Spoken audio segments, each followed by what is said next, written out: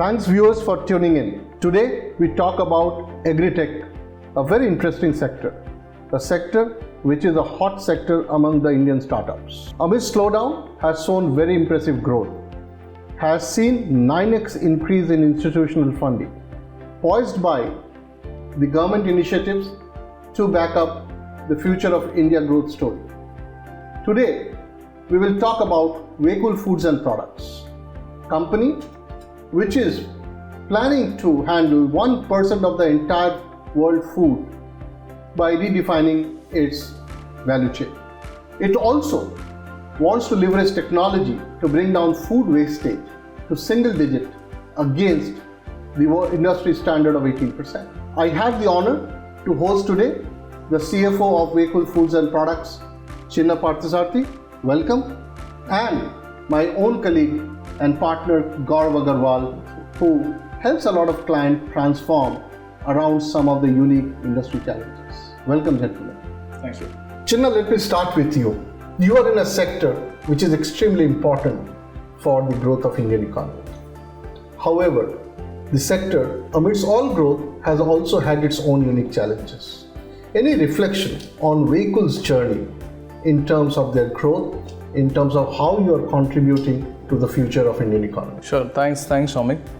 First of all, thank you for having me here on your show. Thank you. So it was, I think, around 2015 that we were closely watching this distress in this agri-tech and agrarian space, and also this is as a food supply chain. It is always affected by volatility in the supply chain. You keep on seeing this news about farmers dumping milk on the roads, or dumping tomatoes or XYZ products on the road. On the other hand, immediately after 1 month or 2 months, the prices again shooting back, skyrocketing, going out of the reach of common man. So we're just spending a little bit time to understand, what is that this sector is going through. And at the same time, we also looked at kind of wastages that were there in this space, and then we spent a lot of time on the ground tracking every part of this supply chain, category by category, commodity by commodity. It is then we understood that fundamentally the way the supply chain is designed has some design flaws. So traditionally this is a space which is led by supply, not by demand.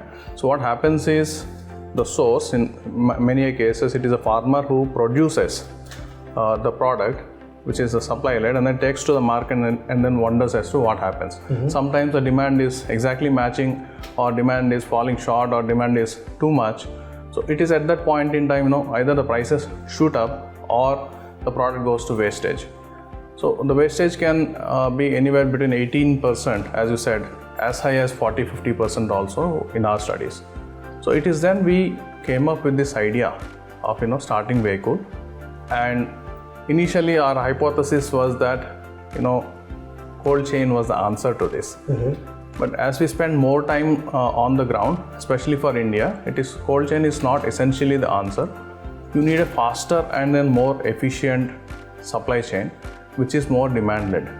And that is how we started WayCool. The fundamental philosophy and design principles of WayCool is that it is a design led supply chain compared to a traditional supply chain led food supply chain that we see in this area, which means we have cutting edge technology and tools that actually forecast the demand.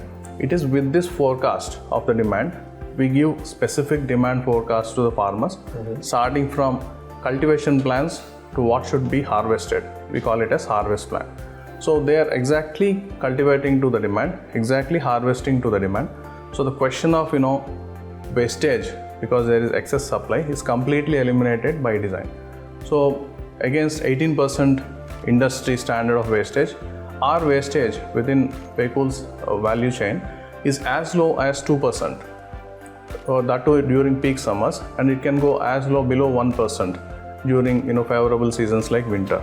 So that is how we have redesigned this supply chain. So with all these interventions, what we could achieve is that we've got about 200,000 farmers today on our platform transacting regularly, and many cases these farmers have seen improvement in their net realization anywhere between 18% to 30% compared to what they would otherwise have been getting in the traditional methods, fundamentally because there's an improved yield realization, plus also there is a reduced cost of production, because our technology doesn't just intervene in market linkage, but also helps the farmer starting from soil testing, package of practices, getting the right quality of the output, so that you don't really spend too much on pesticides or nourishments, which is not necessary. Everything is scientifically driven based on the soil health conditions, so that your input cost is under control. At the same time, your yield is better, so that your final realization of your yield is also better. So that's how this number is what is benefiting the farmers. On the other hand, we have about 150,000 retailers. We call them Kirana stores or general trade. We use these terms interchangeably. We have about 150,000 retailers on the demand side who are transacting regularly on this platform and benefiting. So we are, I think, the scale at which we operate today is about, we are present across 700 locations. And so we are sourcing across the globe, and within India about 72 distinct locations. And we are present across pretty much every pin code that is out there in South India. Wow, Chinna, I was just listening to you, and few things that you mentioned. One, how this whole sector has got disrupted by the use of technology. And the way you spoke about data with so much of intensity, which is allowing you to, one, look at cost of production, redesign your supply chain, also, convene farmers on a platform where we are the end beneficiary. So great story to tee off this conversation, and really thank you for that. So Chinna, the sector that WayCool belongs to, while the case in need for technology has always been there, but agri as a sector has not been a great adopter for technology for a long period. You spoke about very, very highly use of technology in WayCool. How have you leveraged technology to create distinctiveness for you in the marketplace? So right, see, this as a sector, there's a lot of technology interventions, especially on the farm level, in terms of the hard technology. A lot of interventions which actually help the farmers on improving the yields and increase the productivity of labor and all of that. But the real challenge comes not just in terms of improving the yields. But the real challenge today, as we spoke earlier, is about how do you bring in the transparency on the three elements: material, money, and information. So this is where a lot of the challenges come in this space, and not that the attempts were not made or we are the only ones who are doing any kind of technology interventions here. There are specific interventions of technology, digital technology that are happening, but they are happening in different pockets. So this is such a large space, hundreds of billions of US dollars just in India itself. But if you look at, if I had to break this entire space into three pieces, there's one on the supply side, the one on the demand side, and one very, very important piece that actually marries these two. So a lot of specific interventions on technology were happening on either on supply side or on the demand side. A lot of startups are also there who are spending a lot of time on these sides. But one important piece that we strongly believe which will solve this as an entire case is the one that marries these two, which we call as demand planning. So that's where we at WayCool have invested significantly in technology and built a suite of tech products, about 60 of different applications that marry all these pieces into one, starting from sourcing or supply side to demand side and heavy AI ML driven demand planning tools. So we have been investing in these places so that the information flow is real time. What's happening on the demand side is real time visible to the supply side, so that the supply side doesn't do anything independently and then ultimately result in demand supply mismatch. And at the same time, there are these heavy duty analytical engines that are running this, deciphering this entire information on the demand side and then giving it to the supply side in a very, very consumable and understandable insights form. So this is what our technology does in a very, very simplistic form.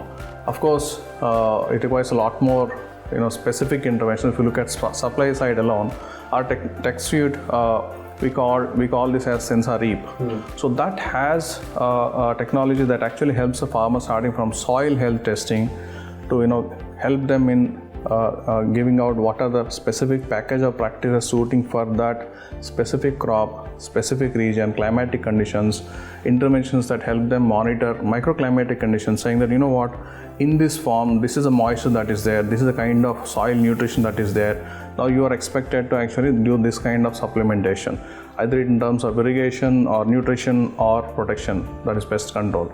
So this level of inputs are actually given customized, bespoke for the piece of land that is geofenced. And not just that, today anybody can actually take the smartphone out, show the camera to the crop, and there are about 60 to 70 independent crop diseases that can be detected by the technology, and this connects to our backend team, which actually tells them, you know what, these are the interventions that you need to do, this is the kind of crop protection that you need to do. Not just post facto, but also there are some diseases when you actually scan the mobile application on the crop, it even predicts, you know, what is going to attack you after 1 week, so that you can be proactively, you know, engaging in crop protection, not just reactive, so that, you know, potential crop damage is protected before any damage is caused to them. So that level of intervention and technology adoption is there on the supply side. Same is the case on distribution side. If you see entire warehouse management, you know, looking at starting from the retailer or the entire CRM management. So entire inventory management is completely digitized. You know, you don't have any single gram or piece or grain of inventory that's there in the system. It's not tracked end to end in the technology suite that we have. In addition to this, we also have end to end salesman productivity improvement technologies. So much so that, you know, when a salesman walk into a store, a retail store, and it actually tells, you know what, these are the historic SKUs that the retailer is ordering, but you know what, in this area, these are the other 2 SKUs that are doing well. So maybe you want to actually tell the retailer, so that, you know, retailer can gain from the trends that are happening in the region. Not just in this region, it actually looks at the demographics of the particular region in which the retailer is there. For example, Matunga in Mumbai, since we are here in Mumbai, has a lot of Tamil population. So similar demographics elsewhere in some specific streets in Chennai, it actually maps and then pushes those recommendations, saying that, you know, this is a kind of probably rice that sells, the kind of idli rice that sells in this region. And the salesman can simply go do these recommendations. The conversation is more real, not just a push-based sale. It's more specific to know how this WayCool technology is helping the retailer to be relevant and then be up to date to the trends that are happening in the market. So that's a kind of tech intervention that can happen on the sales side. And not to mention about, you know, the entire logistics route optimization that come integrated, and, you know, the customer touch points are completely digitized. Starting from the order taking to deliveries to collections, everything is digitally enabled and integrated in the technology. Today, all the investments that we have made in the technology are helping us to scale significantly into the areas and categories that we are choosing to. We are very confident that, you know, we are on the right pedestal with the technology platform helping us to reach our vision of, you know, catering to 1% of global food. So that's how we are leveraging technology in this space. That's a great story, and I think, you know, the way you spoke about adoption of technology, it was not only about one aspect of the business, but if you look at the entire value chain, it was about the back office, it was about the middle office, and it was also about the front office adoption to really create that distinctiveness. Thank you for sharing that with us. So Gaurav, let me come to you now. We heard from Chinna the way they are transforming the platform, keeping business at the heart of it. You have been engaged with WayCool over the last 12 months or so, helping them drive transformation, finance transformation, which is very, very business-led. My two-fold question to you. One, why was this need felt? Second, what are you helping them to achieve? Thanks, Shamik. So, as Chinna said, I think the need was very obvious. They were growing very rapidly, 2x this year, and I think the history has been always there. So, I think about 15 months ago, it was, I think the leadership at WayCool, Karthik and Chinna, decided that it was the time to look at their internal processes and their internal systems and their internal operating model to see whether those are right for them to scale as they continue to grow, Are they scalable? Are they digital? Are they fit for future? And would they kind of be ready for them as they go into the next wave of growth? So that's really where the need was felt. And as PwC, we've been engaged with WayCool in their journey from the very beginning. And we've been their partners of choice. Thanks Chinna for that. In the entire journey, so I think about 12 months back, we started this program which we called Project Concord to really look at how do we transform the processes for the next level. So that's the first part, Shomik. So what we did in Project Concord was to look at key focus areas which were fundamental to the business. So we looked at processes like order to cash, we looked at processes like procure to pay, and I think we also looked at how do we build in capabilities from an organizational and people capability perspective. So that was really the remit. When we started the project, we looked at 3 distinct pillars of Project Concord. The first pillar was to look at deep digital design. So we looked at how can we use digital, given that WayCool is an agri-tech company, how do we also enable their enabling processes, the support backend processes to be digital first, to be future ready, and to scale as the business changes, as they do more inorganic growth, etc. So that was the first part of the first pillar of Project Concord. The second important pillar was what we called as controlled process execution. Because as you know, you can have the best processes, you can have the best technologies, but if it is not implemented well, if people don't adopt it well, it doesn't really give the benefits. So the heart of this whole project was to drive what we call as process execution and implementation. And given that this was finance-led business transformation, it was very important that the ownership of these changes and this transformation was being driven by the business and not by finance. So that's the second part of what we did. The third pillar really was to look at user experience. So intuitive user experience for all stakeholders, so be it their customers, their vendors, their partners, their employees. So how do we really enhance the experience of everybody who's dealing with WayCool in that sense? So those were the 3 key pillars of Project Concord. As we got into the project, we identified certain key initiatives which were really at the heart of their business and really to drive business towards the next level of growth. Some of these initiatives which I would kind of talk about would be to say, how do we enhance the digital payments from their customers? So reduce the reliance on cash collections and make the payments more digital through their customers. The second was to improve the profile of the customers and vendors. So how do we really use technology to get the right vendors, customers, and enforce the KYC processes in their vendors? The next component was around looking at the whole beat management. How do we improve the productivity of the sales force, which was there at WayCool? Similarly, around the aspects around people training, because it was very important that we establish WayCool way of working, and then to all their employees, existing and new, we show that this is the right way of working.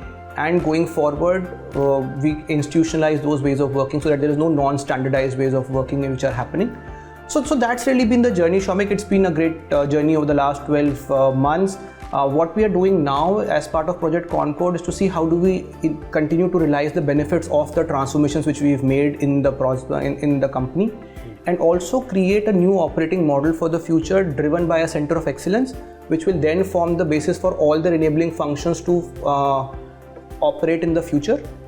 As they scale, as they grow, as they kind of get new companies, how do that engine really works really well for them? That will be the next level of what we'll do hopefully with what we are doing right now with WayCool.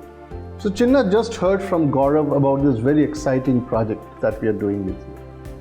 If I just want to change the lens onto WayCool and ask you, how has this program been received by WayCool? And as the CFO of the organization, how will you see the success of this getting really delivered onto the ground? Sure, thanks, Somik. I think adding to what Gaurav said, when we initially engaged with Gaurav and then started looking at this overall mandate of Project Concord, as it was christened. So the main intent of Project Concord is very simple. So we wanted to have 100% of the stakeholders, or every stakeholder of the company, WayCool, touched digitally by Cinsa, so our tech suite. So which means whether you are an employee or on the supply side or on the demand side, everyone should be touched by the digital technologies that we have built, so that the experience is uniform and scalable, and it is not person dependent. So no matter at what scale you are operating, the user gets same experience. So I think that's one major important mandate with which both the teams started working. And coming to the how the company has received it. So what happens is, when you are evolving at a rapid pace and the business is growing at a rapid pace, and on top of it you are adding this tech suite, one solution after other, to actually move one process away from manual interventions to tech processes, it's important that the processes that you rolled out through technology are gaining adoption also. Right? Otherwise, as Gaurav said, there's no point in churning out one after the tech processes, but the adoption was somewhere lost in this transition. So that's where one major intervention that actually helped us is creation of this control tower, where in this control tower is nothing but consortium of the business box. Is one single point of contact from each of the business or critical function who nominates one SPOC into this control tower, where they will own, saying that these are the 3-4 key digital processes that we need to adopt and track, and these are the relevant KPIs that we will be tracking at certain frequency. Is it on a daily basis or weekly, fortnightly, monthly? And with this, what has happened is that the ownership of these tech interventions or the processes that were rolled out has improved significantly. Businesses could see the benefits of having these technology interventions, and they're able to have a better sense of governance, saying that sitting here, I could see what is happening in this particular bit, this customer, this salesman, this SKU. So that kind of business tangible benefits they could see, and hence the result of it is that if you look at the B plan adherence, it used to be around 30-40% when we started this journey 12 months ago. Now it is close to 90-95%. I would say there's significant improvement, more than 100% improvement, and then there's so much more understanding of the importance of the bid plan adherence. And what does this translate is that an average salesman productivity at scale has increased anywhere between 40% to 80%. So the average sales order in rupee terms per salesman has improved anywhere between 40 to 80%. That's significant improvement and benefits that the businesses are able to see, and hence that we call these governance calls. Every month the control tower actually has, in fact, all the key operating members actually participate, including me, and discuss what for this business, these are the key processes wherein we are expected to have certain benchmarks. Every KPI is having set KPIs and then benchmarks, and then where are we with respect to the benchmarks. I think happy to say that we are in most of the cases very close to the benchmarks. At least 60-70% of the KPIs we are ahead of the benchmarks. So I think it's only a matter of another few months before we will be in a position to actually see that all the KPIs getting into better at the benchmarks or better than the benchmarks.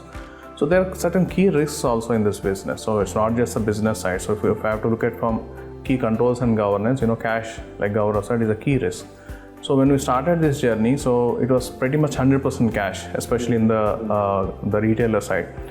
Today, about 57% of the collections are completely digital. Wow. Now imagine the impact it has. So cash is risk. So how do you actually eliminate this risk? So a lot of cash is being handled by multiple people, and then deposited, being accounted, reconciled, all this credit management, all these pieces are eliminated to this. So this is less than 12 months. I think in another 1 quarter or 2 quarters will be above 80% of the base at which we are going. That's a significant benefit. In addition to this, the ones who are not onto cash also, who are otherwise making digital payments, we have launched virtual account numbers. So where already it's hardly 1 month or 2 months old solution, where already 30% of the customers adopted to this.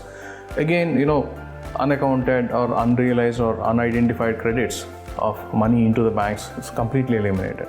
So these kind of interventions will actually help us in scaling the businesses and business processes with adequate controls. It is very important for us to ensure that this rigor is continued, and at the same time businesses are also continuing to see the benefits.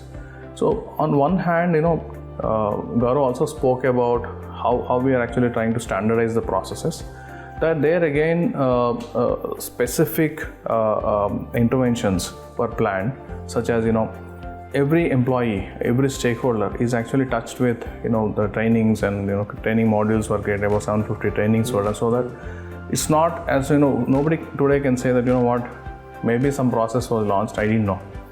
So that was eliminated. So all the current set of employees, but also this has become a standard program in our L&D team's intervention, in terms of as and when a new employee joins, in the induction itself, the respective role level, what all the modules that are relevant were mapped, and then the trainings are being deployed. So this means that we have not just done it once, but we have institutionalized these processes. This is very important to ensure that as an organization we are building an institution. It's not just once in a while you do cleanup and after 3 years again you are at the same pace. So these kind of interventions have really helped us through this program, and we are seeing the benefits on the ground. So Chinna, one last question to you. How does WayCool plan to balance the profitability versus growth story? So very important question. So we always say that we have built a very robust business model here, not just today or yesterday. That is, the business model inherently is built to be profitable. So what we have done all these years is, as we discussed also, is that we have built significant specific capabilities in each of the value chain, starting from sourcing or supply chain, logistics or distribution. Everything is integrated with technology. So that platform is well laid out for us now. So which is scalable and digitally enabled, so that it's the processes are completely institutionalized, so the governance is set. So now what next for us is that with this technology and the kind of data that we're getting, we are able to deploy cutting edge analytics to identify those specific profit pools in this entire value chain, where we could target and leverage quickly those profit pools. Being the space being so large, where do you target? So where do you get that? Where are these profit pools where you can actually focus your energies and resources, so that you are turning towards profitability more rapidly. So as I said, by December 23 is where we are targeting to cover all our costs, not just variable but also fixed costs. And by March 24 is where we are planning to reach EBITDA break-even. So as I said, this space is so large, you need not just one but multiple WayCools. While at WayCool we have been investing in processes that can scale, but you also need multiple such organized players to actually transform this space all at once. So we call it a Kairetsu model, where it's an ecosystem that actually transforms a space. In line with this thinking, we started actually making some specific investments for inorganic growth opportunities, where we invest into certain capabilities, where it takes a lot of time and specialization to build that capability in certain categories. We've invested with this thinking in certain companies like SV Agri, who is an end-to-end potato value chain specialist. Allfresh, which is again a specialist in citrus fruits, starting from apple, Indian apple and Indian oranges. It's important that we continue in this journey and then create this Kairetsu model of multiple organizations trying to organize different categories and overall as an industry and space. So when you are actually trying to look at creating this Kairetsu model, it's very important that the processes that you built are rapidly deployed, and you have a playbook to ensure that every entity within this group of Kairetsu model is adopting the same processes with the same rigor and reaping the same benefits, not spending essentially the same amount of time. That's where we started again working with PwC in creating this model of shared services, wherein all these processes that we spoke about, the technology interventions, are created as a playbook and modular elements, wherein you can go to each of these companies and then deploy in a very repeatable method. So that is what we are working towards now, so that any investments that we make into this space, so the company is ready in the very few quarters reach the same state of maturity in terms of governance controls as we are today. So that's the way we are looking at the future. Thanks Chinna, for sharing that and very well articulated. So as we draw to the close of this session, I would say this was a wonderful story of human-led tech-enabled transformation to drive business outcomes. Thank you.